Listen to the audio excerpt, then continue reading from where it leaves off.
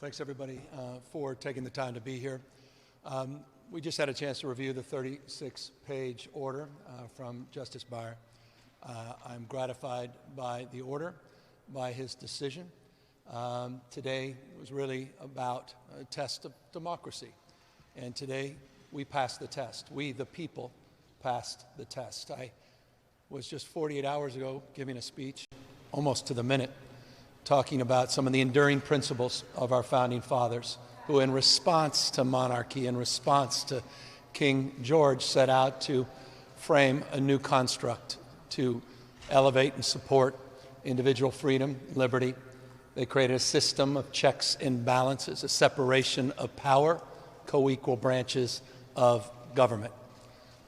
Framework took the best of Greek democracy and the Roman Republic, and it has stood the test of time.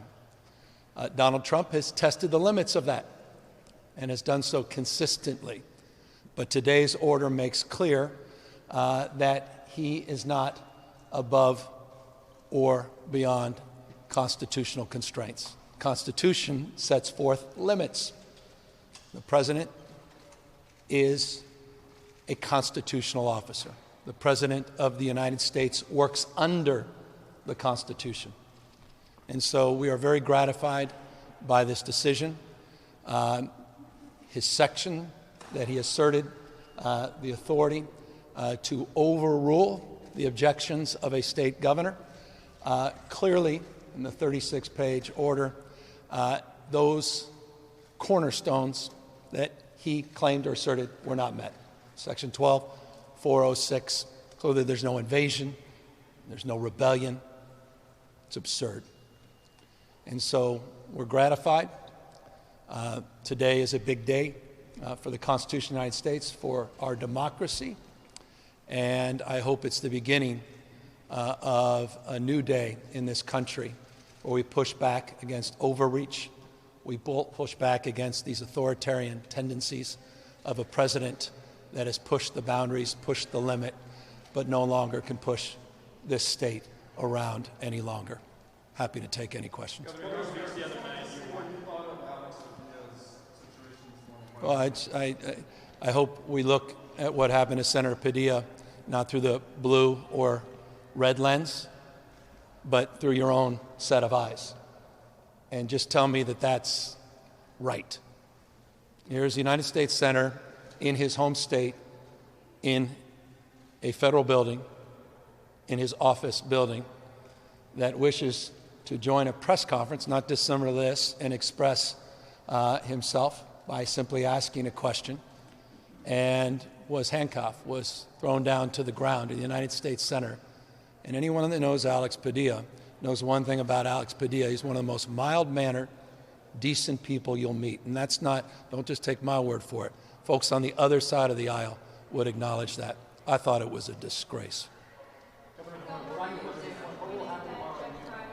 want to make this clear. The National Guard will come back under my authority by noon tomorrow. The National Guard will be redeployed to what they were doing before Donald Trump commandeered them. The National Guard will go back to border security, working on counter-drug enforcement and fentanyl enforcement, which they were taken off by Donald Trump. The National Guard will go back to working on what we refer to as the rattlesnake teams, doing vegetation and forest management, which Donald Trump took them off in preparation for wildfire season. The National Guard, men and women, will go back to their day jobs, which include law enforcement, that he took them off the job. Just want you to all absorb what I just said. By the way, you don't have to absorb it. You'll have an opportunity to review that in the 36-page order from Justice Breyer that laid that out. And they'll come back under the rightful command of the governor of the state of California.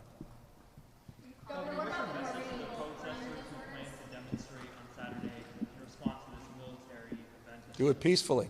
It's a vulgar display.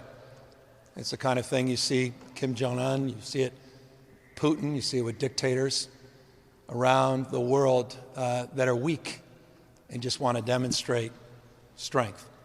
weakness masquerading as strength. To fet the dear leader on his birthday, what an embarrassment. Honestly, that's about as small as it gets. How weak do you have to be to commandeer the military to fet you on your birthday in a vulgar display of weakness? That's Donald Trump. Governor, you warned other states in your address the other night. What are the messages and conversations you've been having with those new state leaders? Well, these governors have all been waiting for this decision. I haven't had a chance to talk to any governors. And by the way, every Republican governor. I remember one of them by the name of Kristi Noem, who just a few months ago was on there with one of the spokespeople for the Trump administration, Sean Hannity, and was going on and on and on about a rumor that somehow former President Biden was going to federalize her national troop. And she stood there talking about freedom and federalism, the 10th Amendment. And here she is, her folks throwing the United States Senator from the great state of California on the ground and handcuffing him in his office building in 2025.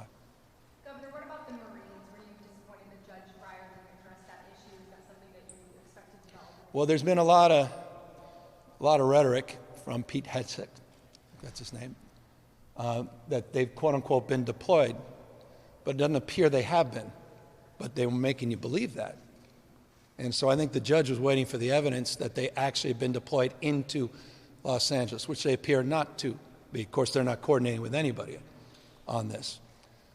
So he's just waiting for that evidence. Obviously, they moved to another location for training exercises. But there's the bottom line. The police do policing. Military, it's for the battlefield. The idea that these unbelievably brave young men and women that I work with, that we have had the benefit of their extraordinary contribution all across this state. I gave you 3 examples. What more evidence do we need of the work they did during the wildfires in Los Angeles and all the work they did to secure locations and keep property and personal lives safe over the course of the last few months? These folks are now being commandeered to do ICE raids. You've seen the photographs. That ends tomorrow at noon. And the notion that the United States active duty Marines, these heroes, would be used to militarize the streets of an American city is an abomination. Founding fathers did not live and die to see that happen in this country. For no reason whatsoever than vanity, theater, to instill fear, to incite a response.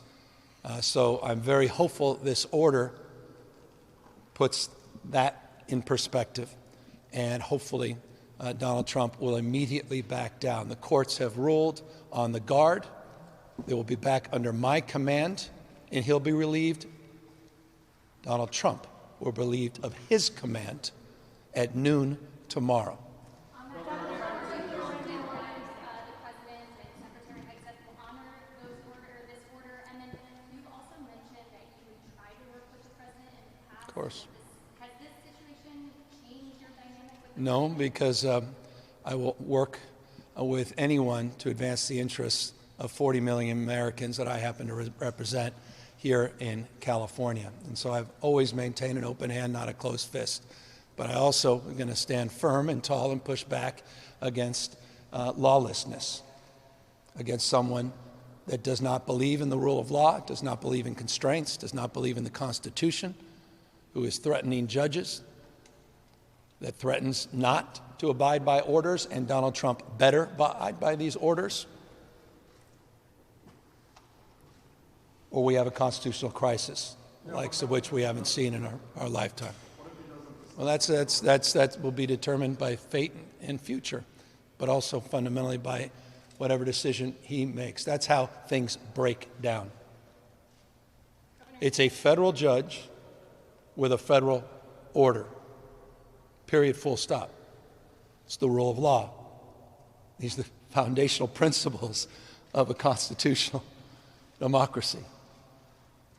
He must work under the constraints as a constitutional officer of the Constitution of the United States of America. That's what this court order demands of the President of the United States. He is not a monarch, he is not a king, and he should stop acting like one.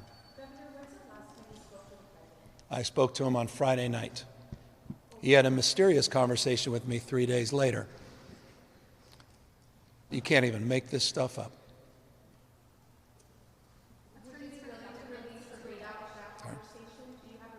Oh, I would love to share the readout, but I revere the office of presidency, so I'll keep it in confidence. He has quite literally made up components of that conversation. He's been a stone-cold liar about what he said we talked about. He never discussed the National Guard, period, full stop. I would love to share with you what he actually talked about. It would send shivers up your spine. Attorneys for the government those days seem to imply that that Friday call, you might have been aware that this was coming, or can you confirm whether or not you knew that this was coming and this order was coming? Of course not. Yeah, no, absolutely not. We were back and forth with Susie Wiles as chief of staff, and then mayor of Los Angeles, saw a missed call from the president, called him back. I actually texted him back, you want full disclosure, and he called me right back. We discussed for a nanosecond Los Angeles, and he immediately zigged and zagged into 7 or 8 other topics, some extraordinarily familiar and some extraordinarily remarkable, considering the world we're living in. So how did you find out? I learned about it when I saw some tweet about Governor Newsom, a nickname, by the way, that's hardly original. There was an 8th grader on Baltimore Street in Corte Madera that used to call me that. And the reference to the National Guard being commandeered in that same tweet. That's how I learned about it. Governor, are you confident this ruling will stand on appeal, especially if it gets to the Supreme Court? Well, I'm confident in the rule of law. I'm confident in the Constitution of the United States. I'm confident in the wisdom and judgment of a very well-respected federal judge, and I'm confident on the basis of the review of the 36 pages, absolutely, it will stand. Governor, does this order go even further than you expected? I think your attorneys had asked for them to simply be restricted to federal buildings. I'll just say we're extraordinarily pleased by the 36-page ruling of Justice Breyer.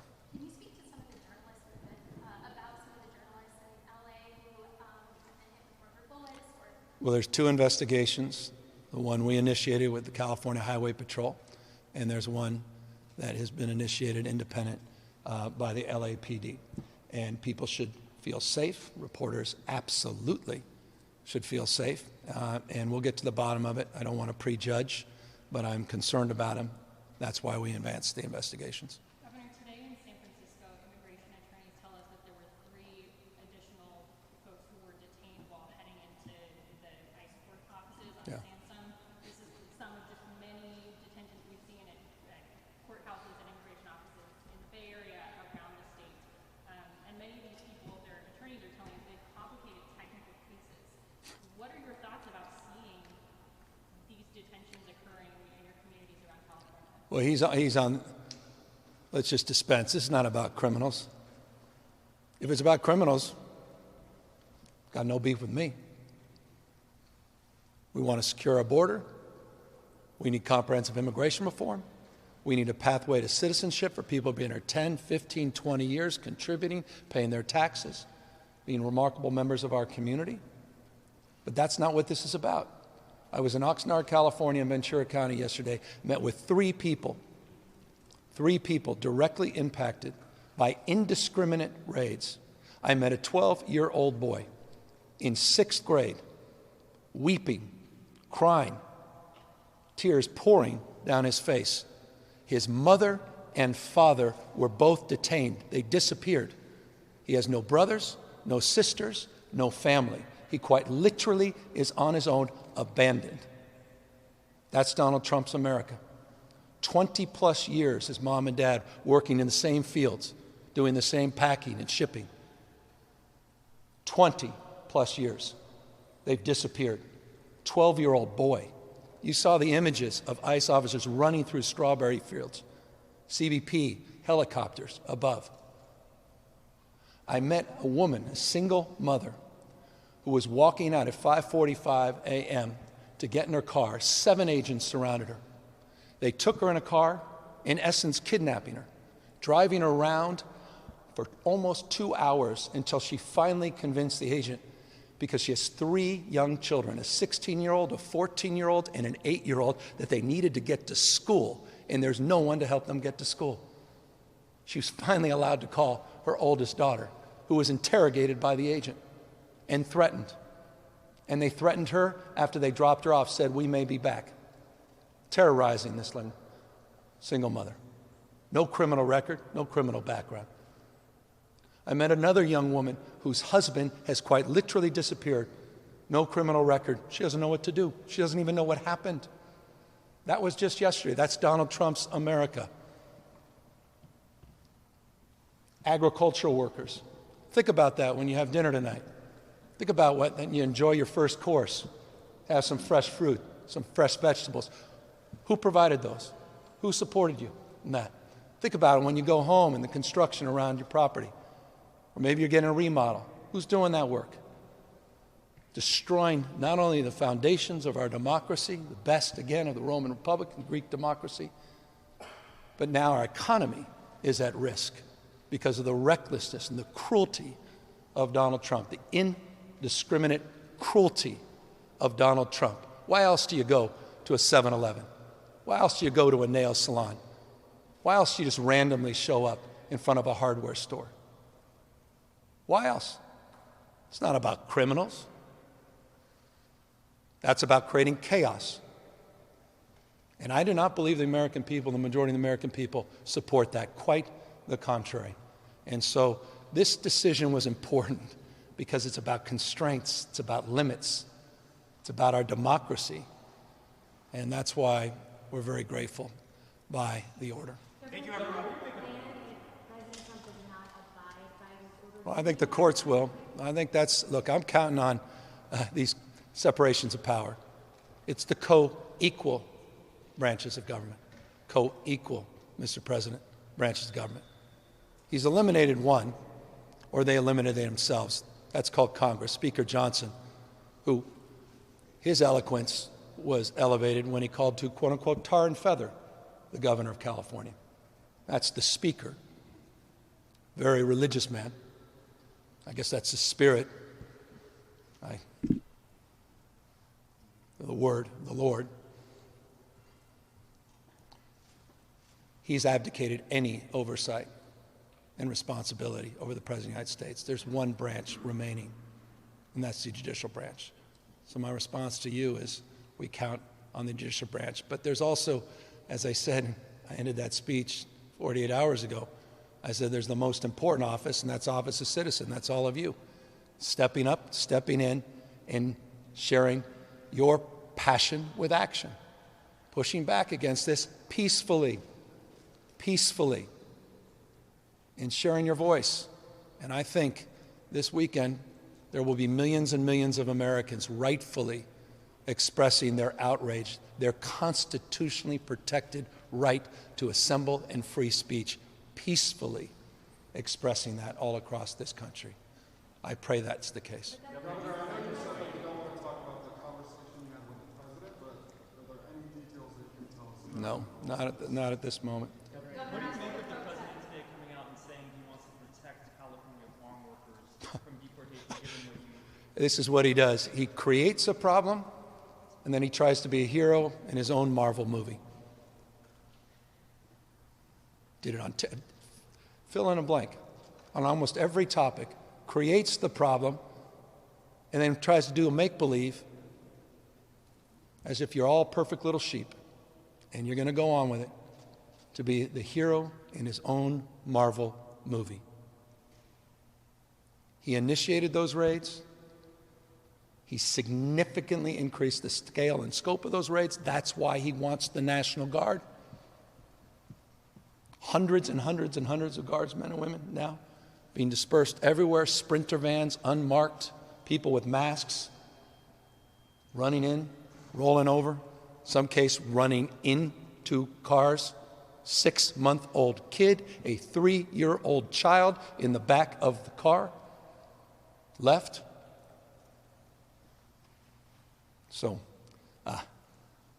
spare me, Mr. President, that he's sincere on that. But if he is, that happened because of you. It happened because of the American people, because they stood up. And that should give us some optimism. Thank you all very, very much. Thank you.